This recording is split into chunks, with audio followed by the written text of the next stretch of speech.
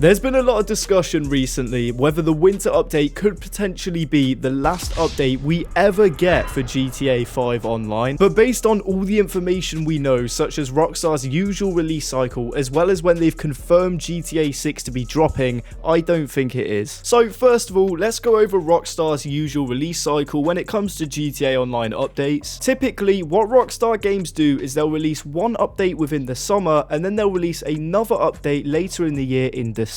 This is how it goes most years, but there are some exceptions. For example, 2017 when they released 3 updates within the 1 year, but most years they release a summer update and then a winter update. Now currently Rockstar Games have confirmed they are dropping an update in December. They haven't officially said when, but it is believed to be coming out on the 10th of December because the GTA Plus benefits end on the 9th, and because of when the GTA Plus bonuses end, it signals that they're dropping an update, which they have confirmed they are, and every time it's been like this in the past, they've always dropped an update, so it is pretty much confirmed to be coming out on the 10th of December. So we are 100% getting a winter update because Rockstar Games themselves have announced it, but are we getting another update after that is the question that's on everyone's mind. If they are to follow their usual update cycle, then yeah, we will be getting a summer update next year, and this is because it is confirmed that GTA 6 will be launching in fall 2025. Take-Two Interactive, the parent company of Rockstar Games, have just had their earnings call where they confirmed that yeah, GTA 6 is still set to launch in fall 2025. I know there was a lot of speculation and people wondering whether it got delayed or not, but no, it is confirmed to still be coming fall 2025, which is really good and not far at all. Damn, that means this is the last winter update we're ever gonna get for GTA 5.